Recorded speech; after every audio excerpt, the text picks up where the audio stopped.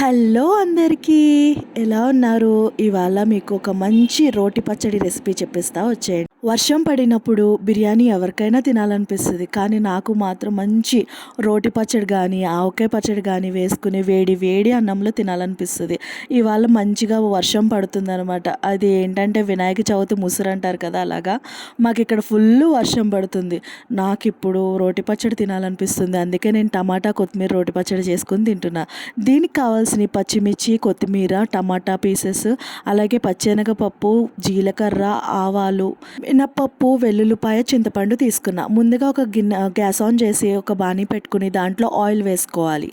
Oil అనేది heat అయిన తర్వాత ముందుగా మనం రెడీ చేసి పెట్టుకున్న పోపు దినుసులు ఉన్నాయి కదా, అవన్నీ కూడా వేసేసుకోవాలి.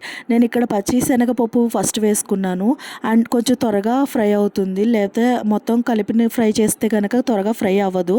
కాబట్టి కొంచెం పచ్చిశనగపప్పు ముందుగానే వేసి ఫ్రై చేసేసిన తర్వాత మిగతా అన్ని పోపు దినుసులు కూడా నేను ఒకేసారి వేసేసి లో ఫ్లేమ్ పెట్టుకొని మంచిగా ఎర్రగా అయ్యేంత వరకు కూడా నేను ఫ్రై చేసుకున్నాను, రోస్ట్ చేసుకున్నాను మంచిగా.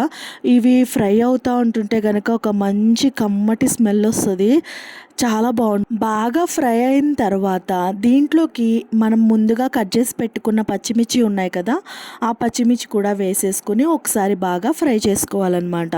ఇలా లో ఫ్లేమ్లో పెట్టుకుని ఫ్రై చేసుకోవడం వల్ల పప్పులు అనేవి బాగా ఫ్రై అవుతాయి, మాడిపోకుండా ఉంటాయి. ఇలా గోల్డెన్ కలర్ వచ్చిన తర్వాత మనం ఒక్కొక్కటి వేసేసుకొని మన ప్రాసెస్ని కానిచ్చేద్దాం. ఇక్కడ నేను ఒక 5 తీసుకున్న పచ్చిమిర్చి.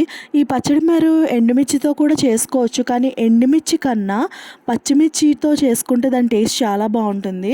సో నేను దానికోసం పచ్చిమిర్చి వేసుకుని బాగా ఫ్రై చేసుకున్నాను అనమాట. మొత్తం పచ్చిమిర్చి అంతా కూడా ఫేస్ దూరంగా పెట్టుకోండి, పచ్చిమిర్చి పేలుతూ ఉంటాయి. సో అలాగా మంచిగా ఫ్రై చేసుకున్నాను. ఫ్రై చేసుకున్న తర్వాత దీంట్లో టమాటా ముక్కలు కట్ చేసి పెట్టుకున్నాం కదా, ఆ టమాటా పీసెస్ని కూడా వేసుకోవాలి. టమాటాస్ ఎన్ని తీసుకున్నానంటే నేను ఒక 5 టమాటాస్, మీడియం సైజులో ఉన్న 5 టమాటాస్ తీసుకుని ఇలా సన్నగా చాప్ చేసుకుని వాటిని ఫ్రై చేస్తున్నాను అనమాట. ఈ టమాటాస్లోంచి వాటర్ అంతా కూడా బయటకు వచ్చేసి దగ్గరికి మగ్గేంత వరకు కూడా దీన్ని మగ్గనివ్వాలి. ఇప్పుడే ఈ స్టేట్లోనే మనం చింతపండు కూడా వేసేసుకుంటే కూడా ఈ టమాటాస్తో పాటుగా ఈ చింతపండు అనేది మగ్గిపోవడం జరుగుతుంది, బాగా మగ్గిపోతుంది అనమాట. టమాటాలు, చింతపండు మొత్తం అన్నీ కూడా బాగా దగ్గరికి మగ్గిన తర్వాత ఇందులో మనం కొత్తిమీర కట్ చేసి పెట్టుకున్నాం కదా, వాష్ చేసి కట్ చేసి పెట్టుకున్నాము, ఆ కొత్తిమీర దీంట్లో వేసేసి ఒక్క 2 మినిట్స్ ఫ్రై చేసేస్తే కనుక ఈ ఆకు ఇంతలా కనిపిస్తుంది, కొత్తిమీర మొత్తం అంతా కూడా దగ్గరికి అయిపోతుంది. తర్వాత దీంట్లో 4 రెబ్బల వెల్లుల్లిపాయ వేసుకోవాలి. ఈ వెల్లుల్లిపాయ ఫ్లేవరే అసలు ఈ పచ్చడికి చాలా బాగుంటుంది, చాలా చాలా యమ్మీగా ఉంటుంది.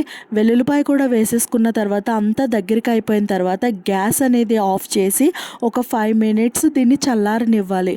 ఇది కంప్లీట్గా చల్లారిపోవాలి. చల్లారిపోయిన తర్వాత మనం రుబ్బుకోవాలి. నేను రోల్లో రుబ్బేసుకున్నాను, అది నేను ఆ ప్రాసెస్ తీయడం మర్చిపోయాను, రుబ్బేశాను. సో పచ్చడి అనేది రుబ్బేసుకున్నాను, రెడీ అయిపోయింది. ఇప్పుడు దీనికి కొంచెం తడకా ఇద్దాము, కొంచెం తాలింపు వేద్దాము, టేస్ట్ ఇంకా బాగుంటుంది. సో నేను ఇక్కడ మూకుడు పెట్టుకొని దాంట్లో కొంచెం ఆయిల్ వేసుకుని పోపు దినుసులు ఉంటాయి కదా, సేమ్ పచ్చిశనగపప్పు, జీలకర్ర, ఆవాలు, కరివేపాకు, ఎండుమిర్చి ఇవన్నీ కూడా వేసేసుకుని ఒకదాని తర్వాత ఒకటి వేసుకుని లో ఫ్లేమ్లో పెట్టేసుకుని బాగా ఫ్రై చేసేసుకోవాలి. పచ్చడికి కొంతమంది తడక వేస్తారు, వేయరు. కాకపోతే పచ్చడికి తాలింపు వేస్తే గనక చాలా టేస్టీగా ఉంటుంది. సో దానికోసం నేను ఇలా తాలింపు వేసేసి ఆ తాలింపుని తీసుకెళ్ళి పచ్చడిలో వేసేసాను. అంతే, వర్షాకాలంలో ఎమ్మీగా తినాలనిపించే టమాటా కొత్తిమీర పచ్చడి అనేది రెడీ అయిపోయింది. చాలా అంటే చాలా యమ్మీగా ఉంది. మస్ట్ మస్ట్ మస్ట్ ట్రై చేసే రోటి పచ్చడి. ఈ వీడియో నచ్చినట్టయితే లైక్ చేయండి, షేర్ చేయండి, సబ్స్క్రైబ్ చేయండి.